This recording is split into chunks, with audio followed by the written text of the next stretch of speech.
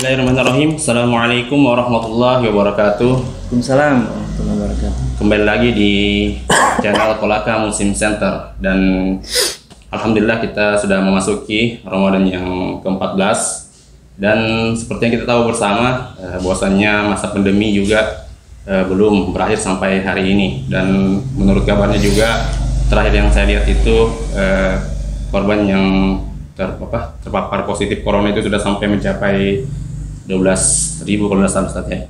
11 atau 12.000. Saya update. Ya, dan alhamdulillah pada episode kali ini kita kehadiran Ustadz yang sangat tampan, sangat berwibawa insyaallah, dan salah satu guru kami juga, yaitu Al-Ustadz Muslim Jaya Hafizahullah Ta'ala.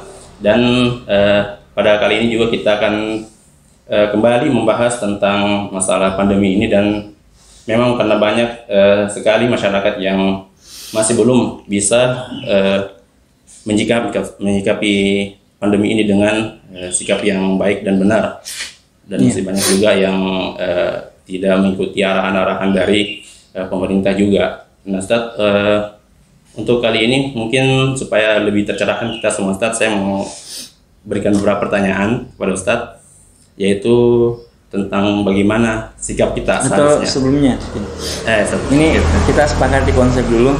Ini kita mau serius, mau main-main atau gimana nih? Dan tidak saja, Ustadz. Ya, soalnya saya itu orangnya serius, ya, terutama dalam mencintai perempuan. Saya itu serius. Aduh. Ya, saya Kayaknya tidak suka mempermainkan perempuan. Maaf yang jomblo tadi. Tidak nyambung. Maaf yang jomblo. Ya, jadi kita santai saja. Iya. Iya, santai ya. Ya, Ustadz, bagaimana Ustadz, kita menyikapi, bagaimana cara kita menyikapi pandemi ini yang sampai hari ini belum juga selesai-selesai?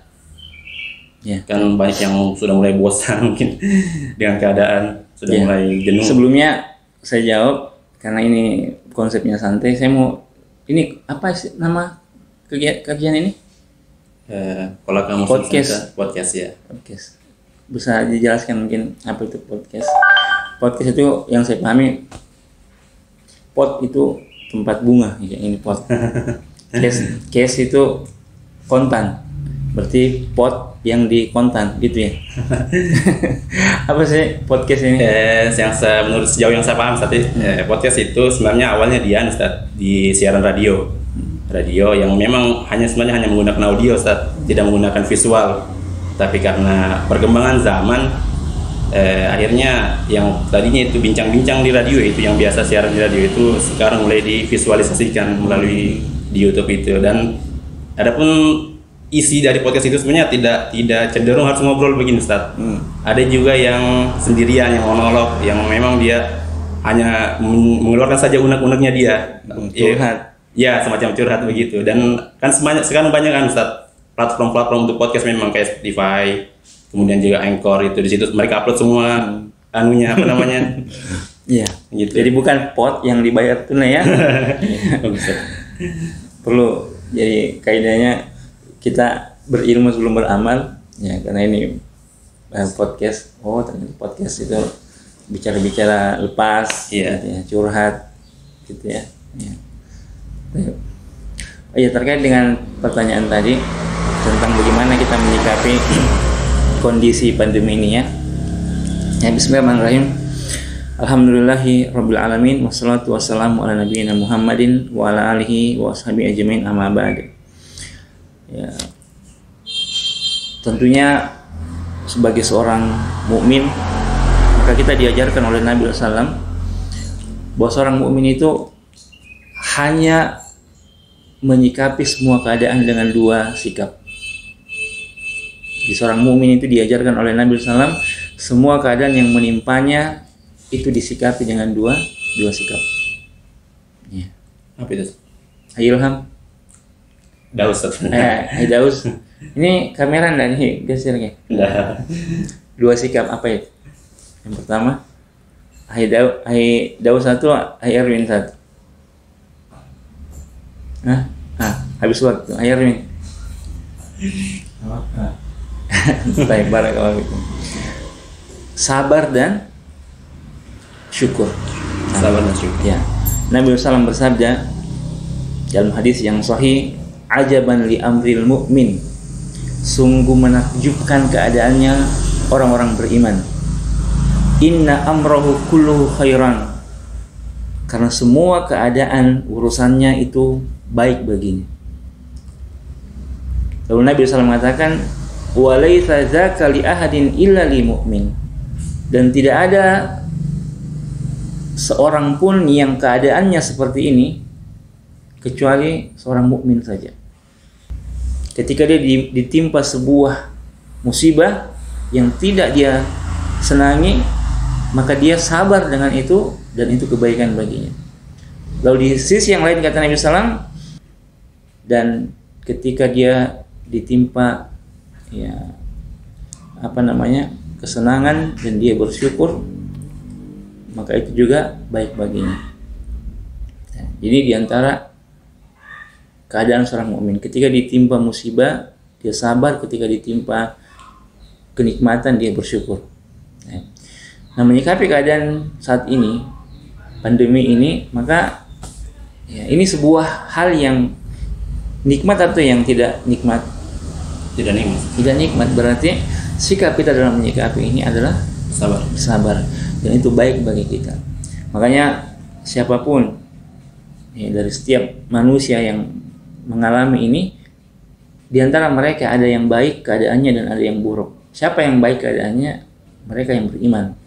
Itu yang menyikapi semua pandemi ini, semua ujian ini dengan kesabaran, dan itu adalah kebaikan bagi mereka.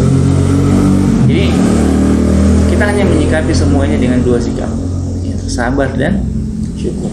Bukan mengeluh, bukan galau, bukan loyo, bukan putus asa, bukan. Tapi kita hanya diajarkan dua, sabar dan syukur. Itu seorang mukmin. Mungkin begitu. Kemudian kan Ustaz, kalau bicara soal sabar kan mungkin tidak semua orang bisa memiliki kesabaran yang sama.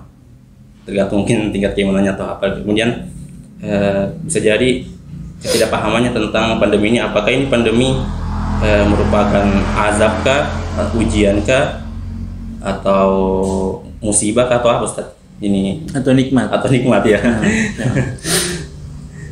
Iya, jadi banyak manusia atau orang-orang berbeda cara memandangi pandemi ini. Ada yang mengatakan ini pandemi adalah musibah, ada yang mengatakan ini adalah azab, ada yang mengatakan ini adalah bala, dan mungkin sedikit yang mengatakan ini adalah nikmat. Nah, antum pernah dengar orang mengatakan alhamdulillah ini nikmat dari Allah? Ada?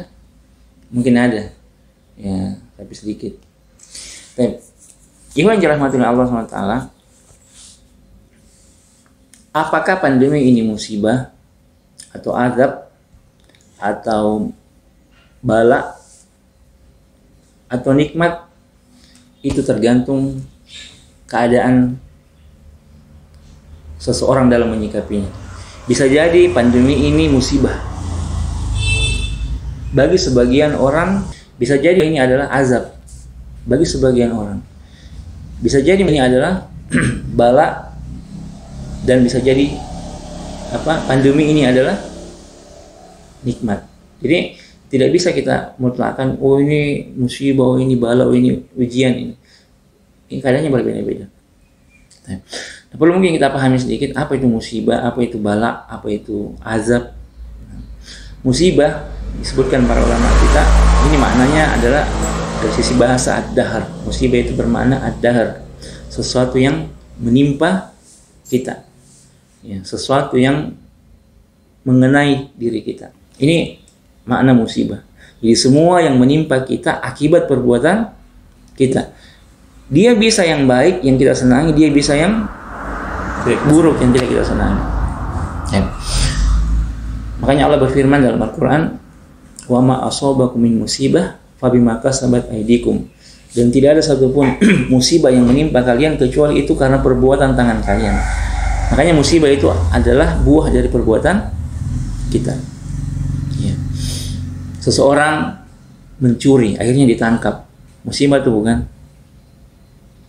Musibah. Musibah. Iya, musibah. Baik atau buruk? Buruk. Tergantung. Iya.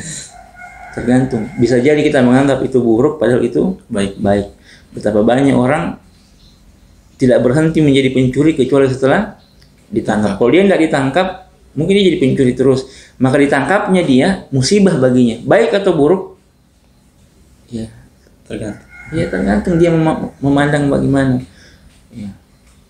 Seseorang selalu mengkonsumsi barang-barang yang membahayakan, mungkin minuman keras, narkoba dan sebagainya. Tiba-tiba dia kena penyakit hepatitis.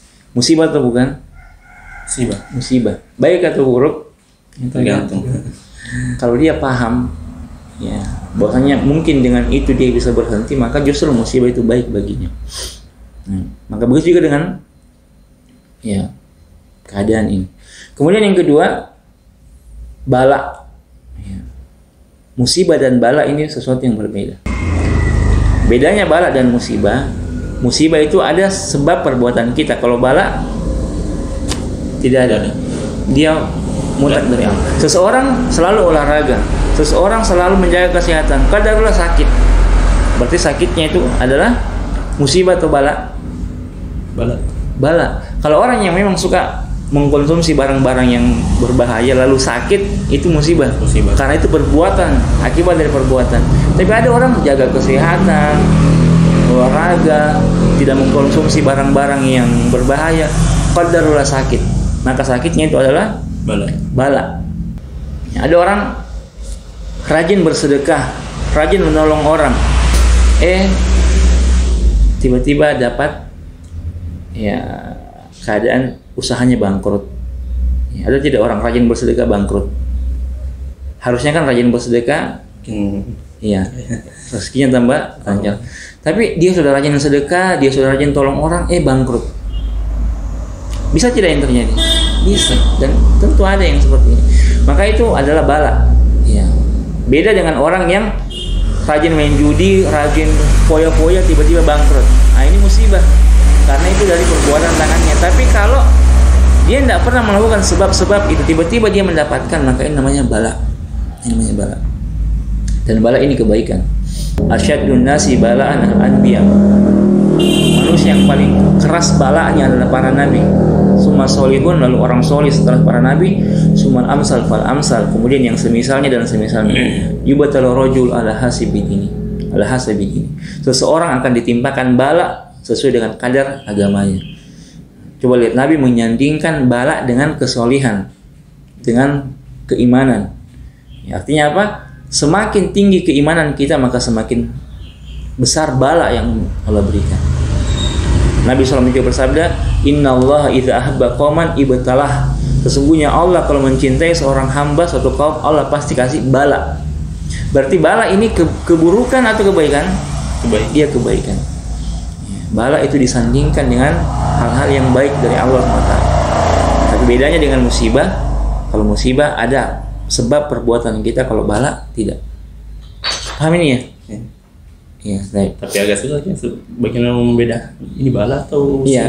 Kalau itu karena andil kita, maka dia musibah. Kalau kita tidak pernah melakukan itu, kita tidak, tiba-tiba kita kena, maka itu bala. Memang dia agak mirip sih. Cuma perbedaannya itu kalau ya, contoh umpamanya antum tidak nikah sampai hari ini karena suka nolak. Ya, ditawari gini, itu musibah atau bala? Musibah. Tapi kalau antum sudah cari, ya, sudah kumpul uang, lamar sini, lamar sana, tapi ditolak, itu bala. Itu bala. Ya, dan berhusnuzon lah, ya Allah, ya mungkin ini yang terbaik. Ya. Beda dengan orang yang memang tidak mau mencari, memang menolak, lalu tidak nikah, itu musibah, itu perbuatan, akibat perbuatannya. Tapi kalau dia memang sudah berusaha, tapi kalau tidak dapat, maka itu bala. Nah, jadi dia bisa sama dari sisi ada yang sesuai keinginan kita, ada yang tidak. Cuma yang membedakan, kalau itu karena perbuatan tangan kita, maka itu musibah. Tapi kalau itu karena mutlak dari Allah, maka itu bala. Itu bala. Ya wallahu a'lam bishawab. Kemudian yang ketiga, azab. Nah, Azab. Nah, azab ini mutlak hukuman. Makanya para ulama mengatakan azab itu maknanya uqubah. Ya. Azab itu adalah hukuman dari Allah SWT. Nah, azab ini juga ada yang baik dalam artian sesuai keinginan manusia, dan ada yang tidak baik, tidak sesuai keinginan manusia. Ada yang enak, ada yang buruk. Ya, jadi azab, musibah, bala semua sama. Ada yang sesuai keinginan kita, yang disukai oleh jiwa, dan ada yang tidak disukai oleh jiwa kita. Ini kayaknya antum bingung ya, enggak ya? Nah, ya, secara hampir mirip semua kelihatan. Ya, hampir mirip. Nah, kalau azab ini tidak ditimpakan kecuali kepada orang-orang yang dimurkai oleh Allah SWT. Kalau musibah itu bisa menimpa orang mukmin. Bala justru kepada orang-orang yang dicintai oleh Allah SWT. Adapun azab ini yang dimurkai oleh Allah SWT. Ini akan menimpa orang-orang yang senantiasa bermaksiat, orang-orang yang senantiasa jauh dan berpaling dari Allah SWT. Azab ini. Nah, dan sekali lagi dia sifatnya hukuman, ya. Ketika Allah murka kepada seorang hamba atau kaum, maka Allah akan menimpakan hukuman kepadanya.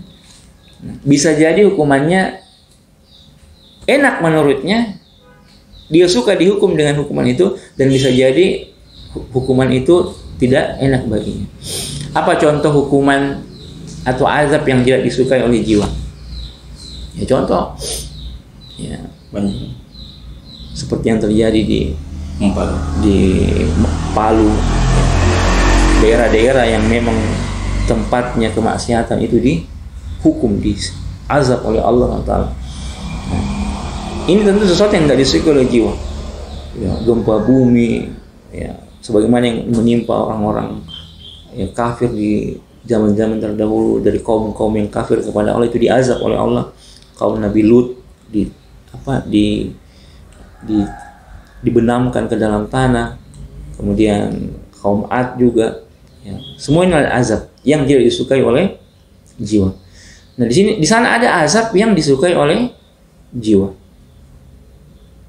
Ada orang senang diazab dengan azab seperti itu. Apa contohnya? Contohnya kaya, sehat, terkenal. Ya, ini bisa jadi azab kalau ada pada orang-orang yang berpaling dari Allah SWT. Jadi ada orang semakin dia bermaksiat semakin lancar rezekinya, semakin dia kufur semakin ya banjir ya rezekinya. Allah semakin kasih rezeki. Nah, pertanyaan, itu rezeki yang Allah kasih ketika dia bermaksiat, ketika dia kufur, itu azab atau nikmat? Ada orang ya, semakin dia berjudi, semakin dia ya bekerja dengan cara-cara yang dimurkai oleh Allah, semakin lancar rezekinya. Ini nikmat dari Allah atau azab? Secara zahir nikmat, teman. Ya. Kita tidak orang-orang kafir lah. Kalau ada orang kafir kaya, kekayaan mereka itu nikmat dari Allah atau azab dari Allah? Nah, ini yang perlu dipahami. Segala bentuk ya kedurhakaan kepada Allah yang mendatangkan sesuatu yang nikmat bagi kita, sesungguhnya itu azab yang distilahkan dengan apa? Istidraj. Yang distilahkan dengan istidraj. Makanya jangan salah memahami ya sesuatu yang nikmat menurut kita. Kalau kenikmatan itu datang karena ketaatan, maka itu nikmat. Tapi kalau kenikmatan yang kita rasakan itu datang dari kemaksiatan, justru itu adalah azab dari Allah Subhanahu wa taala. Nah, Nabi SAW bersabda terkait masalah ini. Beliau mengatakan, "Idza ra'aita Allah azza wa jalla yu'til 'abda minad dunya ma yuhibbuhu wa huwa yuqimun 'ala ma'asi fa inna ma dzalika minhu istidraj." Apabila engkau melihat Allah memberikan kenikmatan kepada seorang hamba sementara hamba itu bergelimangan maksiat, maka ketahuilah kenikmatan itu adalah azab dari Allah Subhanahu wa taala. Jadi azab ada yang enak, ada yang tidak enak. Dan kebanyakan orang suka dengan azab seperti ini. Ya, ada dua orang. Yang satu tidak sholat, pedagang. Yang satu tidak sholat. Yang satu kalau sholat dia tutup dagangannya, dia waktu sholat datang dia datangi sholat. Yang satu tidak sholat. Qadarullah yang banyak rezekinya yang tidak sholat ini. Akhirnya yang tidak sholat bilang, nah, coba lihat, saya ini Allah kasih rezeki yang banyak. Kamu itu sholat terus tapi rezekimu begitu-begitu saja. Maka mana yang nikmat, mana yang azab? Yang azab yang kaya ini, dia mendapatkan istidraj, azab dari Allah yang sifatnya sesuai dengan keinginan manusia. Tujuannya apa? Agar orang itu semakin lupa kepada Allah. Diberikan nikmat supaya orang itu semakin lalai dan tidak mau lagi kembali kepada Allah SWT. Karena dia mengatakan, oh justru dengan begini ternyata saya sukses. Justru dengan tidak sholat saya justru sukses. Justru dengan tidak membayar zakat justru rezeki saya semakin lancar. Justru dengan berpura-pura saya semakin sehat. Akhirnya membuat dia tidak mau berubah, terus dalam kemaksiatan. Ini justru adalah azab baginya. Dan ini lebih bahaya sebenarnya, karena azab yang sifatnya yang tidak disenangi terkadang membuat orang sadar. Tapi azab yang justru sesuai dengan keinginan, ini yang membuat orang terkadang semakin lalai. Jadi jangan kita iri ketika ada teman kita yang dulunya hijrah sama kita, tiba-tiba dia futur, akhirnya sekarang sudah tidak lagi sholat, tidak lagi, pokoknya menghalalkan segala cara. Tapi kita lihat, kok semakin suksesnya, kita ini begini-begini terus. Maka ikhwan, justru kita bersyukur dengan kajian ini. Kenapa? Karena Allah memberikan kepada kita bala yang merupakan ciri kecintaan Allah kepada kita. Sementara Allah berikan kepada dia istidraj yang merupakan ciri bahwasanya Allah telah murka kepadanya. Antum mau pilih mana? Begini-begini, artinya rezeki kita begini-begini saja, tapi kita rajin sholat, kita dikasih hidayah untuk rajin baca Quran, menjadi orang soleh, istiqomah. Atau Allah kasih kita kesuksesan, bisnis lancar, pergaulan luar biasa, terkenal di mana-mana, tapi Allah tidak buat kita sholat, Allah buat kita malas ibadah. Antum pilih mana? Biasa-biasa. Ya, pilih yang rajin sholat dan rezekinya lancar. Dua-duanya. Jadi mungkin seperti itu. Jadi apakah pandemi ini musibah azab? Ya tergantung. Bagi mereka yang beringkar kepada Allah, bagi mereka yang durhaka kepada Allah, pandemi datang sebagai azab bagi mereka. Tapi bagi mereka yang senantiasa beramal soleh, beribadah, dekat kepada Allah, maka pandemi adalah bala bagi mereka. Mungkin seperti itu. Wallahu a'lam bishawab. Saya sudah mulai paham masalah perbedaan tadi. Tapi sudah jelas ya? Sudah jelas definisinya. Cuman memang kalau kita ditimpa ini, kita masih kalau mungkin kita ditimpa musibah, apa tadi kesalahan apa tadi saya lakukan ini, masih menerka-nerka begitu. Dan memang harus begitu sih. Seorang beriman itu kalau dia ditimpa sesuatu yang tidak sesuai dengan keinginannya, maka dia harus jadikan itu bahan muhasabah. Apakah ini karena kesalahan saya dan sebagainya. Kalau memang ternyata bukan karena kesalahan yang dia lakukan dan sebagainya, maka itu adalah bala, sesuatu yang kalau timpakan sebagai kebaikan untuknya. Walaupun mungkin dia tidak suka. Tapi orang yang beriman akan sabar apapun keadaan yang menimpanya. Nah, kemudian juga masih berbicara masalah kesabaran, kan banyak sekarang orang yang di PHK, kehilangan pekerjaannya, dan itu tidak ditahu kapan berakhirnya ini pandemi. Ya, pasti kan orang bilang, iya sabar, tapi sampai kapan ini? Maksudnya bagaimana cara sabarnya ini sampai selesainya? Karena kita tidak tahu. Gitu. Kan banyak yang segitu sekarang. Ya, bagaimana cara bersabar dalam menghadapi itu? Dan tentunya apa yang kita akan sampaikan dari kiat-kiat sabar ini hanya teori. Ya, prakteknya belum tentu yang bicara juga mampu. Karena pertama, kesabaran itu berat. Makanya Allah SWT memberikan balasan atas sabar itu dengan pahala yang tanpa batas. Bighairi hisab, balasan atas kesabaran itu tidak ada batasnya, karena memang dia perkara yang berat. Kalau sabar itu perkara yang gampang, perkara yang remeh, maka balasannya bukan tanpa hisab. Balasannya mungkin yang remeh juga, kipas angin, rice cooker, ya. Tapi karena dia perkara yang sangat berat, maka siapa yang mampu melakukan kesabaran itu, Allah sediakan pahala tanpa hisab. Nah, sekarang teorinya gimana agar seseorang bisa sabar melewati berbagai ujian, ya, lebih khusus dengan pandemi ini. Seperti yang antum contohkan, orang-orang yang banyak yang kehilangan pekerjaan. Kalau di sekitar kita ada yang kehilangan pekerjaan? Yang antum kenal? Saya contoh aja. Hai, Daus gimana? Pekerjaan aman? Rezeki gimana? Semakin meningkat atau? Alhamdulillah, insyaallah. Syukuri saja. Meningkat atau enggak, syukuri saja. Ya, taib. Jadi para ulama menyebutkan banyak sekali kiat-kiat untuk bisa menjadi orang yang sabar menghadapi berbagai ujian. Di antaranya, kita harus senantiasa yakin bahwasanya Allah Subhanahu wa taala tidak akan menimpakan ujian kecuali Allah telah menakar ujian itu bisa kita lewati. Jangan bersuuzon kepada Allah bahwasanya ujian ini di luar kemampuan kita. Yakinlah bahwasanya setiap kita akan diuji dengan ujian yang sesuai kadar kemampuan kita. Allah berfirman, la yukallifullahu nafsan illa wus'aha. Sesungguhnya Allah tidak akan menimpakan pada setiap jiwa itu ujian kecuali sebatas yang mampu dia tanggung, sebatas kemampuannya.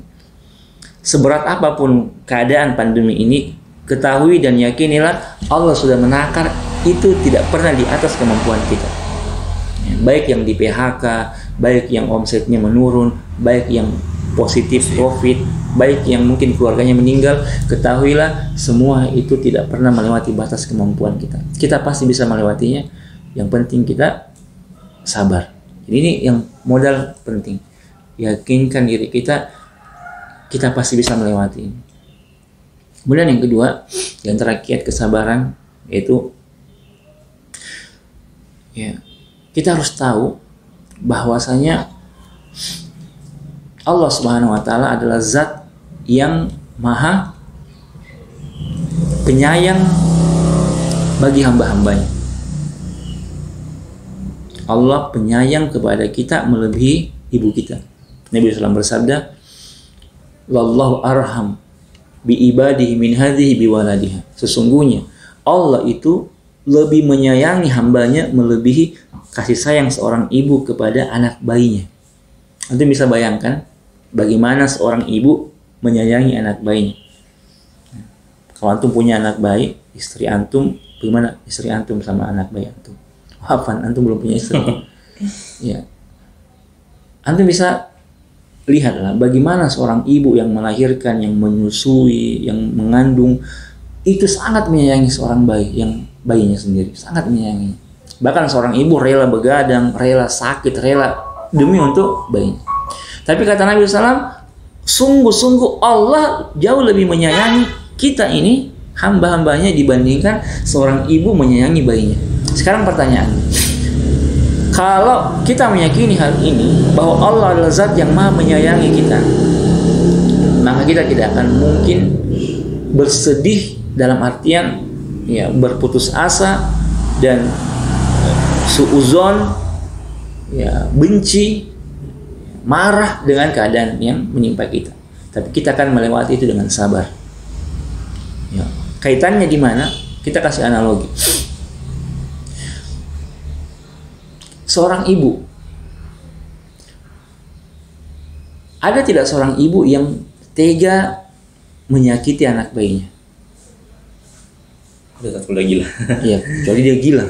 Ya, kita bicara ibu normal kan. Ya, kita bicara ibu normal. Ya. Ini jadi nggak ada pembahasan ya di luar normal sih. Ya.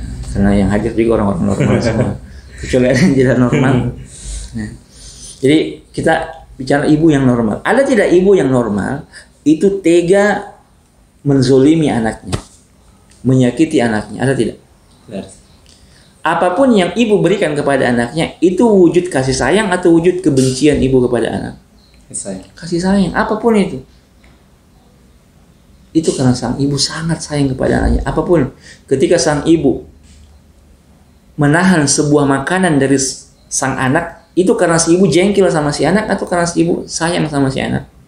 Contoh, ya, ada anak mau makan sambal. Ya, dia dekat mau makan makanan pedis, terus diambil oleh sang ibu. Si ibu tidak memberikan sambal kepada si anak, itu karena ibu jengkel atau ibu sayang? Sayang. Ibu sayang. Tidak ada satupun perbuatan seorang ibu kepada si anak kecuali itu karena sayangnya. Sehingga tidak mungkin sang ibu tega menyakiti, tega menzolimi, tega membahayakan, merugikan sang anak. Ya atau tidak? Sepakat atau tidak? Sepakat. Ya. Kok antum sepakat tapi mukanya kayak tidak sepakat? Ya. Ini udah alami Ustaz. Ya. Jadi kita tentu sepakat akan hal ini. Kalau seorang, nah sekarang ya apa faedahnya, pelajarannya? Kalau seorang ibu saja tidak akan mungkin memperlakukan atau memberikan sesuatu kepada sang anak kecuali karena sayangnya, maka bagaimana dengan Allah yang kata Nabi, Allah lebih menyayangi kita melebihi ibu kepada sang anak. Berarti semua yang Allah berikan kepada kita, kalau kita beriman dengan ini, maka kita akan merasakan bahwa semua ini adalah kasih sayang Allah SWT. Kita tidak akan mengatakan Allah kejam, Allah tidak adil, Allah begini dan begini. Kita tidak akan. Ketika kita di PHK, ketika omset kita menurun, tapi kita beriman akan poin tadi, maka kita tidak akan mungkin berpikir Allah tega sama saya, Allah tidak adil sama saya, Allah kejam sama saya. Tidak mungkin kita berpikir begitu. Karena kita tahu semua yang Allah berikan ini pasti karena kasih sayangnya kepada kita. Dan ketahuilah ibu sekalian, ya, bisa jadi apa yang kita anggap buruk itu justru yang baik bagi kita. Allah berfirman, wa asa antakhrahu syai'an wa huwa khairul lakum. Bisa jadi kalian menganggap buruk sesuatu yang menimpa kalian, padahal di sisi Allah itu yang baik bagi kalian. Wallahu ya'lamu wa antum la ta'lamun. Allah yang tahu mana yang baik untuk kita, adapun kita ini tidak tahu. Makanya kita terkadang salah paham. Kita kira ini buruk, padahal justru di balik ini ada hikmah yang indah yang Allah akan berikan kepada kita.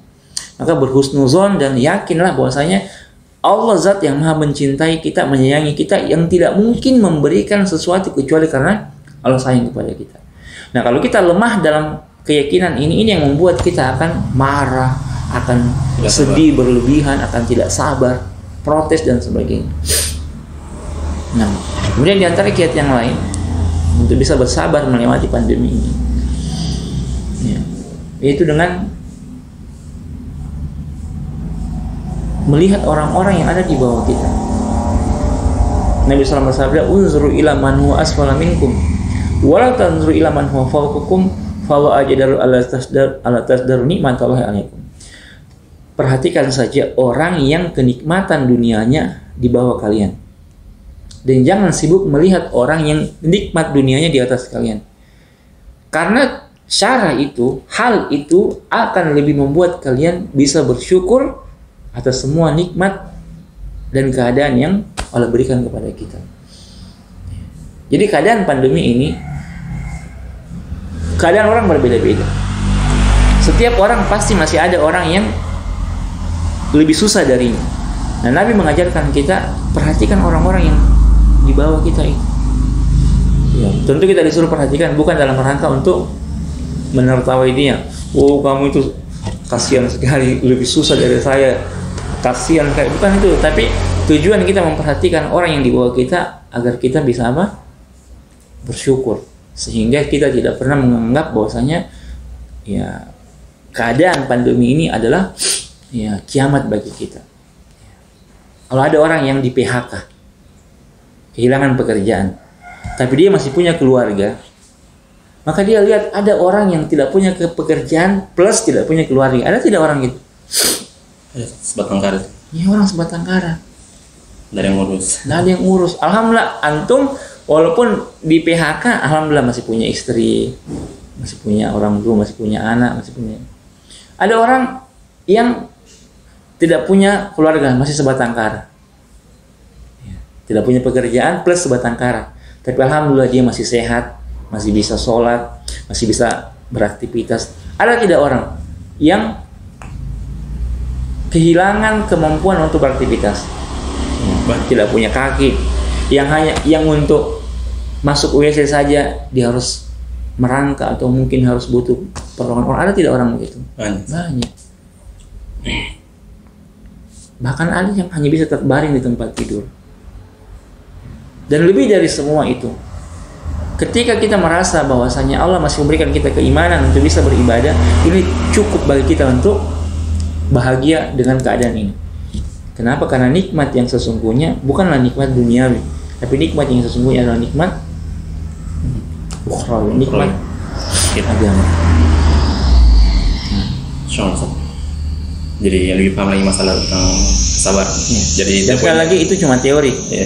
Prakteknya berat. Saya dapat 2 poin tadi antara tentang kita bersungzon kepada Allah, kemudian melihat orang yang lebih rendah dari kita. Dan yang paling terakhir mungkin kita kasih tambahan terkait tadi itu, dan ini kunci.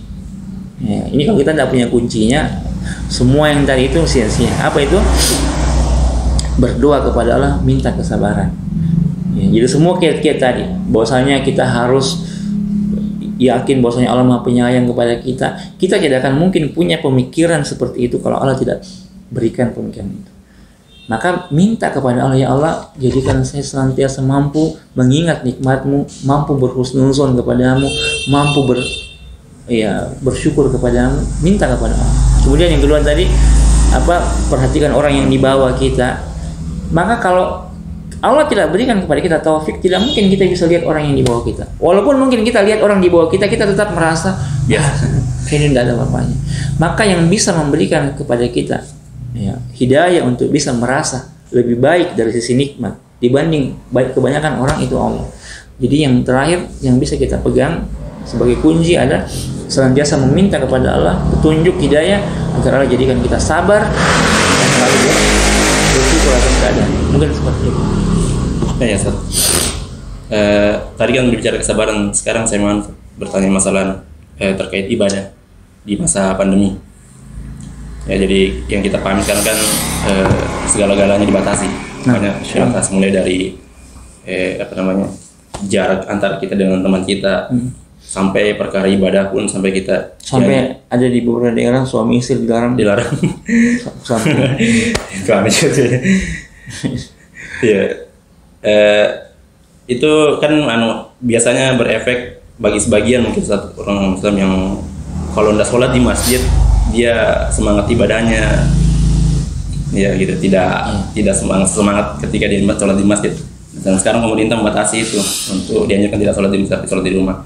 Nah, bagaimana cara bersemangat menjalankan ibadah terus di bulan Ramadan ini di masa pandemi ini? Tapi ngomong-ngomong sudah jam berapa ini? Sudah berapa jam ini? Hah? Lewat berapa? 9. Jam 2:09. Ini kita mau sampai malam. Berapa menit lagi? Ya, masih ada pertanyaan saat ini. Oh iya, baik. Jadi terkait tentang keadaan sebagian besar kaum muslimin yang merasa mungkin risih, merasa kurang nyaman dengan kebijakan-kebijakan pemerintah di pandemi ini yang serba dibatasi. Ya. Sholat jamaah di masjid dibatasi.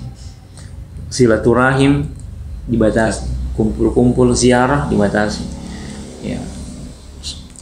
Bahkan yang tadi suami istri keluar sebagian daerah dibatasi. Tidak boleh baku samping. Disuruh naik Gojek. Ya, istrinya naik Gojek. Berarti dia lebih pilih naik berdua-duaan dengan Gojek daripada suami. Nanti suami bilang kalau gitu tukaran, nanti jadi Gojek saja Pak. Ya. Dan tentu ini normal bagi orang-orang yang mencintai kebaikan ini normal. Ketika kebaikannya dibatasi, maka normal ketika perasaannya agak kurang nyaman. Akan tapi kembali lagi kepada orang-orang yang beriman, maka keadaan mereka dua, ya, sabar dan bersyukur.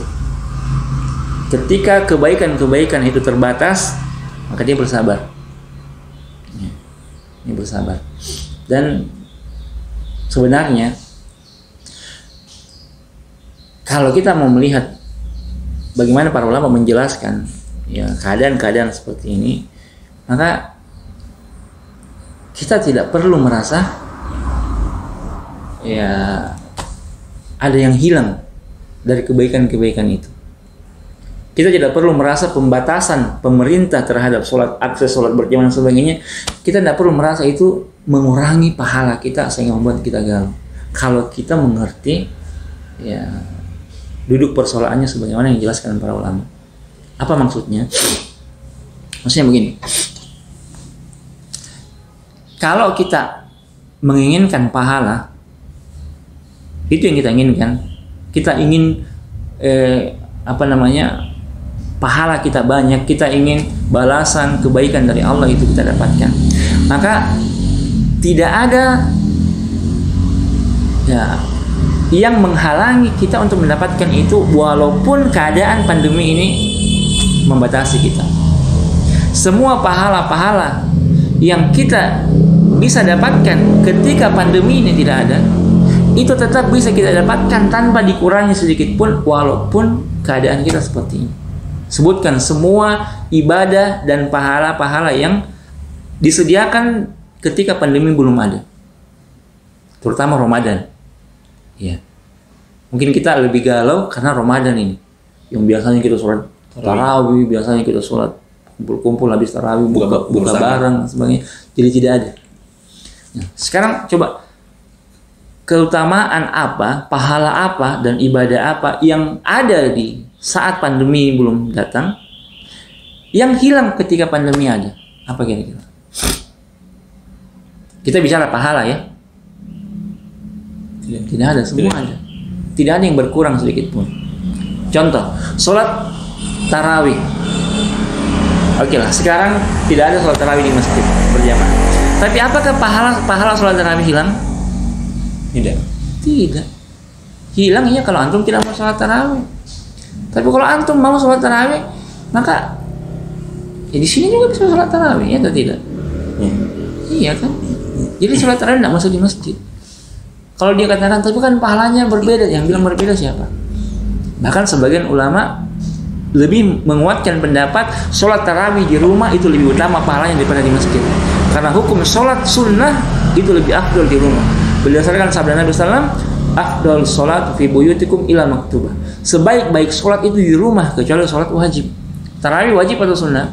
Sunnah. Maka sebagian ulama mengatakan sholat tarawih di rumah lebih afdal. Lebih afdal. Hikmah juga. Tapi ya? Hikmah juga. Iya. Akhirnya kita bisa menjalankan sunnah yang lebih betul. Yang lebih utama. Lebih utama. Terus ada yang mengatakan, ya tapi kan kalau di rumah kita tidak berjamaah, kalau di masjid berjamaah. Yang bilang di rumah tidak berjamaah siapa? Kecuali kalau antum kira ngajak keluarga. Tapi kalau antum bisa ajak saudara, bapak, mama, oke lah, kita sudah ajak, dia tidak mau. Ya, berarti tidak berjamaah. Iya, tidak berjamaah, tidak mungkin kita mau paksa. Berarti tidak dapat pahala jamaah dong. Yang bilang tidak dapat siapa?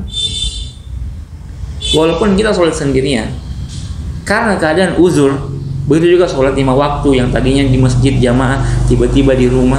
Uzur, hujan tadi kayak gitu. Iya. Oh, kita tidak dapat pahala 27 derajat dong jamaah di masjid, karena kita sholat di rumah. Pemerintah suruh kita di rumah. Yang bilang tidak dapat siapa? Akhirnya antum dapat atau tidak dapat? Dapat 27 derajat atau dapat 1 derajat? Antum sholat di rumah. Tadi sholat di mana tadi? Di rumah. Di rumah. Berjamaah atau tidak? Sendiri. Kenapa tidak panggil istri? Oh, belum nikah ya? Ya. Jadi dapat 27 atau dapat 1? Tergantung niatnya. Ya kawan, kalau kita paham maka semua pahala-pahala yang kita dapatkan dulu di saat tidak ada pandemi, semua kita dapatkan di hari ini. Semua kita dapatkan. Artinya semua disediakan, tinggal kita mau atau tidak. Sholat di rumah bersendirian karena keadaan seperti ini, itu tidak akan mengurangi pahala sholat berjamaah kita dulu. Begitu juga sholat Jumat kita. Sholat Jumat kita dulu, yang ketika tidak ada pandemi, yang sekarang tidak kita kerjakan karena pemerintah menghimbau untuk tidak dilaksanakan, diganti zuhur, maka sholat zuhur kita tidak mengurangi pahala sholat Jumat berjamaah kita. Semua pahala kita di waktu dulu tetap Allah berikan di waktu saat ini. Sekali lagi, Allah tidak zalim. Nabi SAW bersabda terkait hal ini dari sahabat Abu Musa Al-Asy'ari radhiyallahu ta'ala anhu. Nabi bersabda, "Idza maridal 'abdu aw safara kutiba lahu mithlu ma kana ya'malu muqiman sahihan." Apabila seorang hamba sakit atau dia melakukan safar sehingga dia tidak bisa mengerjakan ibadah sebagaimana ibadahnya ketika dia sehat atau ketika dia mukim. Kalau orang sehat kan mungkin ke masjid, karena sakit dia di rumah, bahkan mungkin di tempat tidur. Kalau orang mukim kan bisa sholat Jumat, sholat lengkap, tapi kalau safar mungkin dia jadi qasar, mungkin tidak jadi Jumat. Apa kata Nabi SAW? Kutiba lahu mislu makana ya'malu mukiman sahihan. Maka ditetapkan baginya pahala seperti pahalanya ketika dia sehat atau dia mukim, dia tidak safar. Jadi dia sholat di tempat tidurnya, tapi dia dapat pahala sholat berjamaah di masjid dengan 27 derajat. Sekarang pertanyaannya, kalau tujuan kita ibadah, kita dapat tidak? Kalau tujuan kita pahala, dapat tidak? Dapat, insya Allah. Dapat. Terus kenapa antum galau? Kecuali kalau tujuan antum mau kongko-kongko. Saya tidak senang di rumah, kenapa? Tidak bisa habis sholat nongkrong di matbah minum kopi. Gara-gara. Nah, kecuali kalau tujuan kita itu nongkrong, memang tidak dapat. Tapi kalau tujuan kita pahala, maka tidak ada yang Allah kurangi dari pahala kita. Apalagi baca Quran. Dulu kita waktu belum pandemi bisa tidak baca Quran Ramadan? Bisa tidak? Bisa. Sekarang bisa tidak baca Quran? Bisa. Apa yang menghalangi antum? Bahkan mungkin lebih khusyuk. Kenapa? Karena pengaruh duniawi kurang. Dulu kan kita pas mau baca Quran, masuk lagi, acara bukber sebentar ya, gini-gini. Jadi hilang fokus kita. Yang ada bukber, ketemu fulana, ketemu Renian, ketemu mantan dan sebagainya. Sekarang kan tidak ada cara-cara begitu, sehingga kita baca Quran bebas, ya, godaan-godaan dunia bebas. Nah, apalagi kegiatan-kegiatan, mungkin dakwah. Yang dulu aktif berdakwah, ya kalau Ramadan mungkin ceramah tarawih dan sebagainya, pahala dakwah. Sekarang bisa tidak kita dapat pahala dakwah? Bisa. Ini dakwah atau bukan? Podcast ya. Ini kan dakwah. Jadi tidak ada yang membatasi pahala kita. Yang hilang hanya apa? Yang hilang hanya apa? Hanya beberapa kesenangan dunia saja yang hilang. Nah, jadi kecuali kalau orientasi kita kesenangan dunia, wajar kita galau. Tapi kalau orientasi kita adalah kesenangan akhirat, pahala, maka tidak ada alasan galau. Kenapa? Karena tidak ada yang hilang pada kesempatan itu. Bahkan kita katakan lebih besar peluang untuk dapat pahala melimpah dibandingkan waktu kita tidak pandemi. Lebih besar. Kenapa bisa lebih besar? Saya mau tanya. Pahala kita di pandemi ini, di Ramadan ini, itu peluangnya lebih besar dibandingkan di saat tidak ada pandemi. Alasannya apa kira-kira? Alasannya apa? Puasa kita di saat pandemi, insya Allah peluang pahalanya lebih besar dibandingkan dulu waktu tidak pandemi. Kenapa? Karena ujian yang kita alami di saat ini itu lebih berat dibandingkan yang dulu. Kita beribadah dalam keadaan penuh kekhawatiran, khawatir terkena penyakit, khawatir ini, khawatir, iya kan? Kita beribadah bagi sebagian orang kayak PHK berkurang, itu semua adalah perkara yang berat. Maka beribadah dalam kondisi ujiannya lebih berat, itu pahalanya lebih besar dibandingkan ibadah di saat ujiannya tidak berat. Makanya Nabi SAW bersabda, besarnya pahala yang Allah sediakan itu setara dengan besarnya ujian yang kita lewati. Nah, jadi keadaan hari ini justru menjadi peluang untuk kita meraih pahala yang lebih besar dibandingkan pahala di saat pandemi ini tidak. Jadi sekali lagi kalau ditanyakan bagaimana cara untuk kita menyikapi kegalauan dengan kita katakan ya, seperti yang kita sebutkan. Terus bagaimana sama orang-orang yang masih bersikeras untuk tetap ke masjid, dan masih banyak saya lihat orang yang mengatakan bahwasanya kok masjid ditutup tapi tempat-tempat publik itu masih dibuka kayak pasar apa kan? Iya. Terus mereka dibilang katanya kan ada toko-toko yang menyiapkan cuci tangan di luar dengan segala bentuk perlindungan. Kenapa katanya masjid tidak dilakukan seperti itu juga untuk perlindungan juga begitu, Ustaz? Nah, bagaimana Ustaz pandangan terhadap orang-orang seperti ini? Ya. Jadi kalau berbicara tentang kebijakan pemerintah, maka ini salah satu tugas saya pribadi karena saya sebagai penyuluh agama di Kementerian Agama dan yang mengeluarkan himbauan untuk melakukan pembatasan sholat jamaah di masjid itu adalah dari Kementerian Agama bersama Pemda MUI dan maka ya saya bukan membela Pemda di sini ya, tapi ini adalah tanggung jawab sebagai seorang penyuluh agama yang wajib untuk menyampaikan kepada masyarakat terkait dengan kebijakan-kebijakan pemerintah dalam masalah ya pandemi. Nah, yang pertama tentang masalah ditutupnya akses sholat berjamaah umum di masjid. Maka kita katakan ini perkara yang benar atau salah. Ketika pandemi wabah tersebar di sekeliling kita yang kita tidak tahu siapa yang kena siapa yang tidak, maka ditutupnya akses berjamaah di masjid agar tidak berkumpul orang-orang dalam jumlah banyak sehingga memungkinkan penularan, itu kebaikan atau keburukan? Baik atau buruk? Baik. Baik. Yang bilang baik siapa? Semua ahli. Baik dari ahli kesehatan, baik dari ahli agama, baik dari ahli keamanan, baik dari semua ahli mengatakan itu baik. Nah pertanyaannya, kalau itu baik, apa alasan kita protes? Oh, saya protes karena pasar dibuka. Saya protes karena pasar dibuka. Ya. Kalau sekiranya pasar ditutup, saya tidak protes. Tapi pasar dibuka, masih ditutup, saya protes. Kita katakan. Ada harus adil, nggak boleh. Iya, kita katakan gini. Pasar dibuka, oke lah. Kita kesampingkan dulu, ya masalah masjid tadi. Ya kita bahas dulu masalah pasar dibuka. Kalau sekiranya pasar ditutup, lalu pemerintah bisa menyediakan solusi bagi kebutuhan masyarakat, maka kita sepakat pasar ditutup lebih bagus. Baik solusi bagi pedagang-pedagang yang ada di pasar untuk mencari nafkah. Jadi oke tutup pasar, tapi semua pedagang-pedagang di pasar yang tidak bisa mendapatkan rezeki di pasar, pemerintah kasih solusi. Oke, kita sepakat. Tapi kalau pemerintah dengan keterbatasan mungkin tidak bisa melakukan itu, walaupun mungkin ada bantuan, kita tidak tahu gimana. Ya. Tapi kalau sekiranya itu tidak mampu di handle oleh pemerintah, maka menutup pasar bukan solusi terbaik.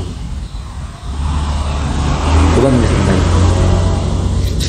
Kalau tidak ada solusi yang bisa ya pemerintah tawarkan, maka solusi terbaik bagaimana? Adalah kalau ini kita bicara kalau pemerintah tidak bisa memberikan solusi terkait bagaimana ya pada pedagang-pedagang yang tidak berjualan lagi dan kebutuhan masyarakat, maka tinggal bagaimana kita ini masyarakat yang sadar. Jangan salahkan pemerintah, kita yang sadar. Pemerintah kasih akses supaya kebutuhan kita tetap bisa kita dapatkan.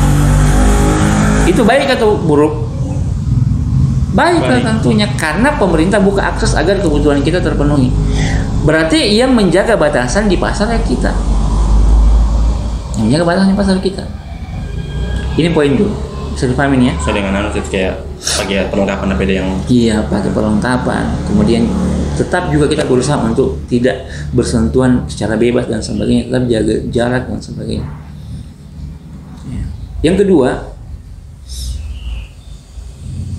kalau sekiranya itu tetap sesuatu yang jelek, yang saya katakan tadi tetap jelek. Pokoknya apapun alasannya itu salah. Pasar dibuka itu salah.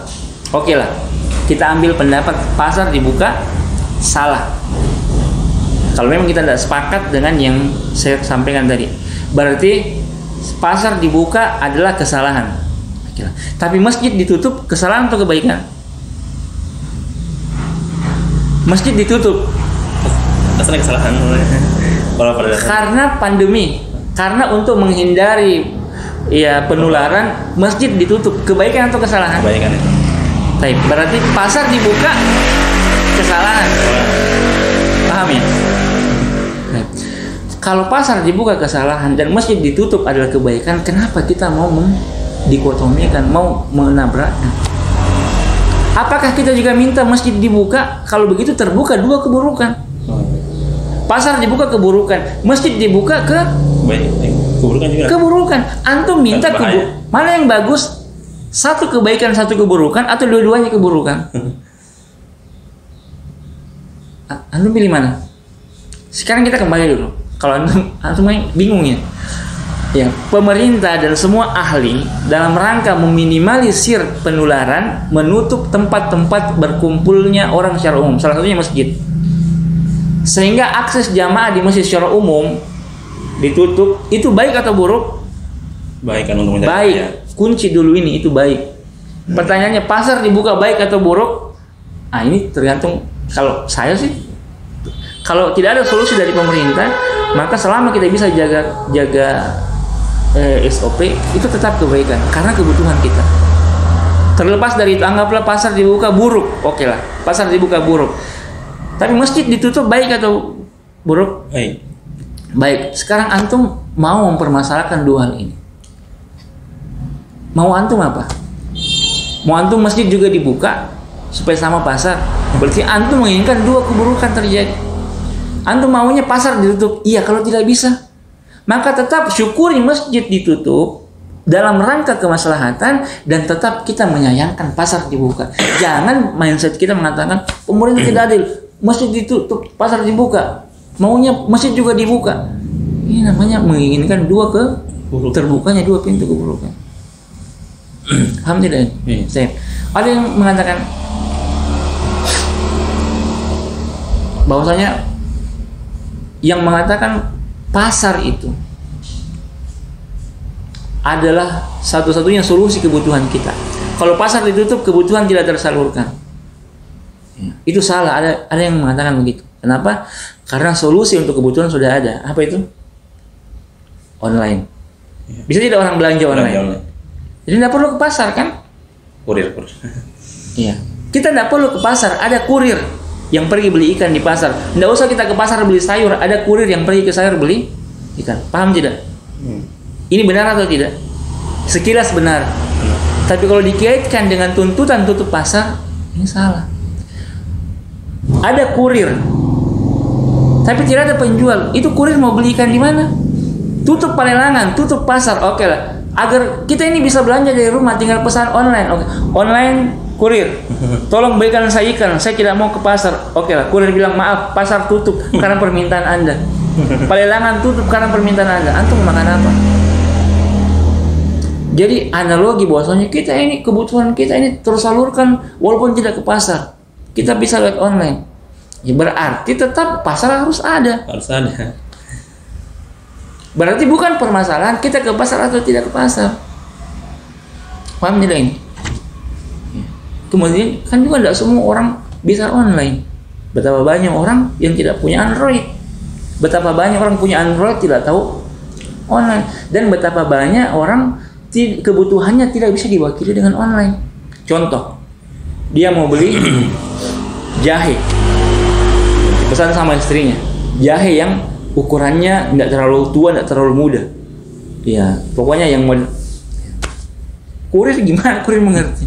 Harus dia yang ke pasar pilih, susah dia punya pesan kurir.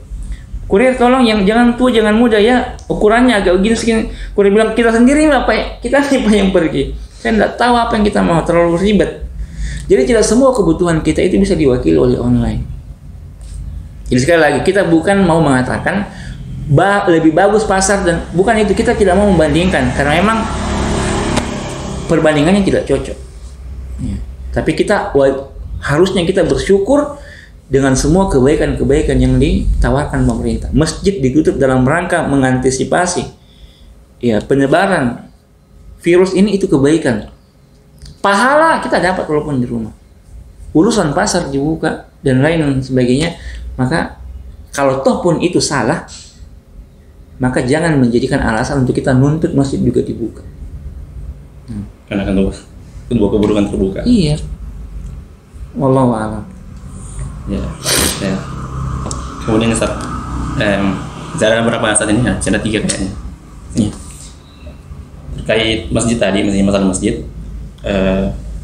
Bagaimana kan kita sepengetahuan kita bahwasanya kemandangan azan itu ketika kita mendengarnya harus dipenuhi. Pernah ada kisahnya sahabat dulu yang buta, bahkan Rasulullah harus kamu datang ke sana meskipun kamu dalam keadaan seperti ini. Nah, bagaimana memahami itu di masa seperti ini? Ya, ini juga salah satu yang mungkin menjadi alasan sebagian saudara-saudara kita masih berjamaah di masjid. Padahal sudah keluar edaran pemerintah untuk ibadah di rumah dengan semua pertimbangan kemaslahatan dan mudarat tentunya. Tapi menjadi masalah azan berkumandang, dan diantara kewajiban seorang mukmin ketika mendengarkan azan itu mendatangi azan. Ya, sebagaimana tadi antum sebutkan, Abdullah bin Ummi Maktum radhiyallahu anhu buta. Tapi ketika dia minta uzur sama Nabi katakan hal tasmi'an nida, apakah kamu dengar azan? Dia bilang iya saya dengar azan. Ya, memang boleh buta tapi tidak tuli. Boleh dengar azan. Apa kata Nabi? Kalau begitu saya tidak dapatkan uzur. Kamu tetap harus datangi azan. Dalam riwayat yang lain Nabi SAW bersabda, "Man sami'an nida falam yu'ti atau falam yujib fala sholata lahu." Man sami'an nida, siapa yang mendengarkan panggilan azan, walam yu'ti, dan dia tidak memenuhi, tidak mendatangi panggilan itu, fala sholata lahu, maka tidak ada sholat baginya. Sehingga hukum asal mendatangi azan itu kewajiban bagi laki-laki. Kalau perempuan di rumah. Baik. Bagaimana mendudukkan dua hal ini? Pemerintah himbau kita jangan berjamaah secara umum di masjid. Harus di rumah. Tapi muazin kumandangkan azan. Yarmin, anda gimana? Muazin panggil kita azan, datang ke masjid. Pemerintah suruh kita di rumah. Antum kedepankan pemerintah atau muazin? Hah? Kedepankan pemerintah. Padahal muazin itu seruan dari Allah SWT. Seruan pemerintah atau seruan Allah antum kedepankan? Seruan pemerintah. Kokoh belum. Pemerintah. Antum? Seruan pemerintah, sholat di rumah, atau seruan muazin hayya 'alas sholat? Dua-duanya. Berarti sholat di rumah, sholat lagi di masjid. Gitu. Habis sholat di rumah, sholat di masjid. Nah, ini yang dirahmati oleh Allah SWT. Baik. Sebenarnya kalau kita mau pahami secara jelas himbauan pemerintah, maka ini tidak akan menjadi masalah bagi kita. Kenapa? Yang pertama, sekali lagi ya, pemerintah menghimbau itu dengan pertimbangan syariat, dengan pertimbangan maslahat dan mudarat. Himbauan untuk tidak berkumpul walaupun di masjid itu dibangun di atas pertimbangan maslahat dan mudarat. Ini sudah selesai pembahasan. Kemudian yang kedua, mentaati pemerintah dalam perkara yang maslahat, yang ma'ruf, itu kewajiban. Paham ini? Jadi kalau pemerintah menghimbau sholat di rumah dalam rangka menjaga kemaslahatan dan menolak mudarat, itu wajib ditaati. Paham tidak? Baik. Dan kalau kita baca di edaran pemerintah, himbauan Kementerian Agama, dihimbau setelah himbauan dan masyarakat untuk beribadah di rumahnya, lalu dihimbau agar pengurus masjid tetap mengumandangkan azan dan menghimbau agar masyarakat sholat di rumah, di edaran Kementerian Agama. Jadi himbauan kepada masjid, azan, dan himbau masyarakat untuk sholat di rumah. Paham tidak? Baik. Nah sekarang pertanyaan, masjid masih azan. Memang masjid masih azan dan harus azan untuk mengingatkan masyarakat waktu sholat. Tapi dia tidak menghimbau solu fi buyutikum atau solu fi rihalikum. Berarti yang salah siapa? Muazin yang salah. Karena pemerintah menghimbau sholat di rumah. Berarti kepada semua muazin hendaklah azan dengan mengumandangkan himbauan sholat di rumah. Pertanyaan, ada muazin tidak menghimbau. Berarti yang salah siapa? Muazin. Antum mau ikut muazin yang salah atau pemerintah yang benar? Tapi muazin tidak bilang shollu liwajhikum, dia salah. Antum mengikuti itu kan salah, melanggar himbauan pemerintah. Masa antum mengikuti kesalahan? Jadi tidak ada ketaatan pada perkara yang keliru. Walaupun muazinnya 10 kali bilang hayya 'alas shalah, hayya 'alas shalah, tetap salah. Karena hayya 'alas shalah hanya dua kali. Maksudnya? Maksudnya bahwasanya himbauan pemerintah itu tidak bisa dibandingkan dengan himbauan muazin. Karena dalam hal ini muazin melakukan kesalahan. Peniruan. Ya. Atau yang sampai masih banyak belum paham masalah itu, bahwasanya. Ya, kalau dia belum paham, mengganti ya, kalau dia belum paham, berarti usul bagi dia kan. Tetapi tidak bisa menjadi alasan bagi kita untuk meninggalkan himbauan pemerintah yang wajib. Karena bagaimanapun bahwasanya azan itu dalam keadaan seperti ini itu fungsinya hanya untuk mengingatkan waktu sholat, bahwa waktu sholat sudah masuk. Tetapi bukan untuk mengajak orang semua kumpul ke masjid, karena hukum asalnya itu sudah dilarang oleh pemerintah, dan pemerintah adalah pengatur dalam kewajiban yang sifatnya jamaiyah. Yang menentukan bagaimana ibadah jamaah itu pemerintah, bukan person-person kita.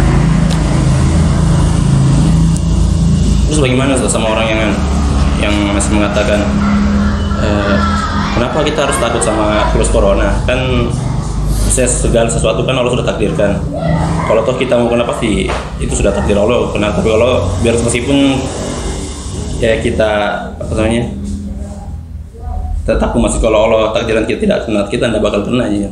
Bagaimana dengan orang berpikiran seperti itu? Ya, sebenarnya yang begini tidak perlu dijawab sih. Ya, karena ini betul-betul datang dari kejahilan. Ya. Kejahilan dalam memahami takdir dan dalam memahami tawakal. Ya, betul, semua sudah ditakdirkan oleh Allah. Semua berjalan di bawah kehendak Allah SWT. Ya. Tapi yang menghendaki semua terjadi itu adalah Allah SWT juga. Ya. Yang menghendaki api bisa membakar adalah Allah. Berarti antum tidak usah takut sama api. Pegang itu antum. Ya, orang lagi bakar api, antum kan, saya tidak takut sama antum api ini. Kalau Allah bakar. Ya. Kalau Allah tidak takdirkan hangus, tidak hangus ini. Padahal sudah hangus. Ya. Jadi yang ini tidak perlu jawab lah. Tidak perlu jawab. Jadi tawakal itu bukan hanya pasrah, tapi tawakal itu rukunnya dua kata para ulama. Ya, tawakal itu rukunnya dua. Apa itu? Ya, badul asbab bil jawar, melakukan sebab dengan badan, wa tafwidul amr ilallah qalbi, dan menyerahkan urusan kita hanya kepada Allah dengan hati. Jadi badan berikhtiar, hati pasrah, itu tawakal. Ya. Betul, semua dari Allah kita pasrahkan, betul. Itu pekerjaan hati. Hati tidak boleh pasrah kepada selain Allah, tidak boleh pasrah kepada masker, tidak boleh pasrah kepada hand sanitizer, tidak boleh pasrah kepada social distancing, tidak boleh pasrah kepada medis, hati hanya boleh pasrah bersandar kepada Allah. Tapi itu baru satu rukun. Rukun tawakal yang kedua badan. Badan ini punya kewajiban apa? Ikhtiar. Badan pakai masker, badan jaga jarak, badan dan sebagainya. Ya. Makanya Nabi SAW bersabda, larilah dari penyakit menular seperti kalian lari dari kejaran singa. Ya. Bukan Nabi SAW mengatakan bertawakallah kepada Allah dari singa, tidak usah lari. Kalau diburu kau tidak usah lari. Nabi tidak pernah begitu. Ya. Hanya satu orang yang tawakalnya tidak lari dari singa. Siapa itu? Ada singa ini, dia tawakal tidak perlu lari. Satu, siapa itu? Tarsan. Nah, Tarsan memang temannya singa. Ya, tapi kalau kita ini yang bukan Tarsan, kata Nabi, larilah dari singa, dari penyakit seperti lari dari singa. Ya. Jadi ini pertanyaan yang tidak perlu dijawab. Semua orang tahu bahwasanya itu keliru. Ya. Kemudian jalan masih ada nih, serta takdir juga yang mengatakan bahwasanya corona kan takdir Allah. Harusnya kita bukan justru mengurangi syiar-syiar Allah, tapi kita harus menghidupkan syiar-syiar Allah, bukan justru menutup masjid, bukan justru, tapi kita harus justru lebih ya meramaikan, karena supaya itu COVID ini bisa hilang dengan cara itu, gitu. Insya Allah. Tapi ngomong ini sudah jam berapa ya? Kayaknya sudah mau masuk azhar tadi. Kayak penyanyi terakhir juga, Ustaz. Soalnya saya mau pergi beli buka. Karena gimana pun istri, anak-anak gitu. Antum udah belikan istrinya? Kayaknya masih ibu dulu. Ya, jadi yang terakhir ini ya. Iya, penyanyi terakhir. Ini juga diantara kekeliruan nih mas sekalian. Bahwasanya pandemi ini datang dari Allah. Allah yang kuasa menurunkan pandemi ini. Berarti yang kuasa mengangkat adalah Allah SWT. Dan Allah akan menolong hamba-hambanya yang mau dekat kepadanya, bukan menjauh darinya. Yang bertakwa, mengerjakan kewajiban, meninggalkan larangan, menghidupkan syiar-syiar Allah, itu yang akan ditolong oleh Allah. Allah berfirman, "Wa may yattaqillah yaj'al lahu makhraja." Ya. Barang siapa bertakwa kepada Allah dengan cara apa? Mentaati perintah yang wajib, meninggalkan yang dilarang, menghidupkan syiar-syiar Allah, maka Allah pasti akan berikan jalan keluar dari semua urusannya. Ini betul. Tapi yang jadi pertanyaan, apakah meninggalkan masjid dalam keadaan seperti ini itu bukan takwa? Apakah meninggalkan masjid dalam keadaan seperti ini,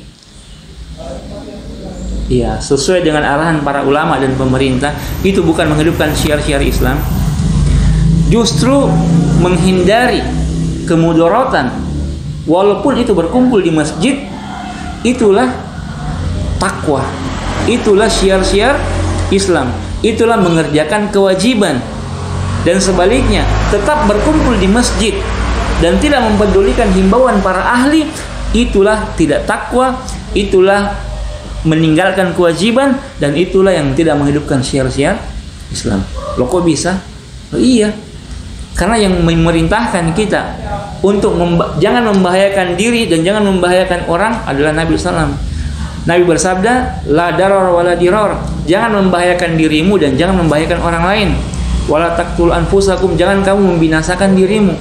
Dan semua pakar kesehatan ya, itu mengatakan berkumpul-kumpul baik di masjid, di tempat-tempat umum, itu bisa membahayakan diri dan bisa membahayakan orang lain. Berarti meninggalkan masjid dalam keadaan ini wajib atau haram? Wajib. Berarti takwa atau tidak takwa? Berarti takwa berarti menghidupkan syiar Islam atau tidak? Menghidupkan. Justru yang tidak mau mendengarkan arahan ulama, arahan para ahli, tetap ngotot ke masjid, itulah yang meninggalkan kewajiban, itulah yang meninggalkan syiar Islam, dan itulah yang tidak menunjukkan sikap takwa. Justru membahayakan diri dan membahayakan orang lain, membahayakan keluarga. Dan kita tidak lebih tahu daripada para ulama dan para ahli kesehatan. Nah, kalau ada orang mengatakan, siapa yang bilang kumpul-kumpul di masjid bisa menularkan kesehatan? Nah, kalau ada orang seperti ini bicara, kita tanya dulu, Bapak dokter atau bukan? Kalau dia bilang saya bukan dokter, nggak usah didengar. Kali ini pasti orang sok tahu. Ya. Yang bilang bahwasanya berkumpul-kumpul, ya, dan tidak menjaga social distancing, mau di masjid mau di mana, itu semua sangat berbahaya. Yang bilang itu adalah siapa? Para ahli kesehatan. Dan Allah memerintahkan kita dalam segala perkara serahkan kepada ahlinya. Fas'alu ahla dzikri in kuntum la ta'lamun. Serahkan kepada ahlinya kalau kalian tidak tahu. Berarti Allah suruh kita dalam masalah siapa yang tahu kumpul-kumpul di masjid itu bahaya atau tidak, kita serahkan kepada siapa masalah itu? Kepada tenaga medis. Tenaga medis bilang berbahaya, Pak. Berarti secara tidak langsung perintah Allah dalam keadaan pandemi, tinggalkan masjid, berjamaah di masjid atau tetap tinggalkan. Karena Allah suruh kita serahkan kepada ahli, dan ahli semua sepakat mengatakan iya itu berbahaya. Berarti yang bertakwa yang tinggalkan sholat jamaah dalam keadaan pandemi, atau yang tetap ngotot berjamaah? Yang tinggalkan. Maka kalau kita ingin pertolongan dari Allah dengan takwa, justru jangan dengan ngotot ke masjid. Sekali lagi garis bawah ya, ini bukan dalam rangka ingin menjauhi masjid, bukan, tapi dalam rangka menghindari segala bentuk kemudaratan. Ya, bukan hanya di masjid dan di mana saja. Ya. Jadi ya, keliru kalau kita mengatakan bahwasanya dengan mendatangi masjid lah, dengan menghidupkan sholat berjamaah lah, kita pasti akan ditolong oleh Allah Subhanahu wa taala. Ini keliru. Ditolong oleh Allah dengan takwa. Dan takwa adalah kerjakan kewajiban, tinggalkan larangan, dan hidupkan syiar-syiar Islam. Itu takwa. Dan takwa kata para ulama, engkau menyembah Allah dengan ilmu. Di atas cahaya ilmu. Beribadah di atas cahaya ilmu, itu takwa. Nah, para ulama telah menghimbau kita untuk sholat di rumah. Sekali lagi, ini kesimpulan kita. Yang membuat kita terkadang ngotot untuk tidak mau meninggalkan jamaah, tidak mau meninggalkan ibadah-ibadah yang sifatnya jama'i ya, itu karena kita merasa kehilangan pahala. Ya. Saya tidak mau di rumah sendiri, saya kehilangan pahala. Saya mau pahala yang banyak di masjid. Jadi karena kita ingin mendapatkan pahala yang banyak. Padahal kalau kita mau paham bahwasanya beribadahnya kita di rumah tidak mengurangi sedikit pun dari semua pahala yang kita inginkan ketika kita berkumpul di masjid. Sebagaimana yang kita sebutkan tadi. Ya. Mungkin demikian ya. Ya, alhamdulillah. Ya, jadi dari perbincangan tadi saya banyak dapat pelajaran terkait masa pandemi ini, mulai dari bagaimana kita bersabar, kemudian juga bagaimana kita menyikapi orang-orang yang masih berpikiran itu tadi. Ya, dan bagaimana nikmatnya sholat tarawih di rumah ya, bersama istri. Ya kan saya tadi bilang begitu. Iya. Ya. Ya. Ya buat teman-teman sekalian ya, mudah-mudahan kita bisa paham semua tentang masalah pandemi ini ya. Buat kalian yang masih ngotot untuk sholat di masjid, mudah-mudahan bisa paham dengan penjelasan Ustaz tadi ya, dan tetap stay safe, tetap memakai pelindungan masker untuk keluar kemana-mana, dan mudah-mudahan kita berdoa sama-sama mudah-mudahan pandemi ini cepat selesai dan kita bisa beraktivitas normal seperti biasanya. Dan kita ucapkan syukur jazakallahu Ustaz atas kajian Ustaz pada hari ini, banyak sekali faedah yang bisa kita ambil, dan kita tutup dengan doa kafaratul majelis. Subhanaka wa bihamdik, asyhadu an la ilaha illa anta, astaghfiruka wa atubu ilaik. Assalamualaikum warahmatullahi wabarakatuh. Waalaikumsalam. Begini Ustaz. Ya.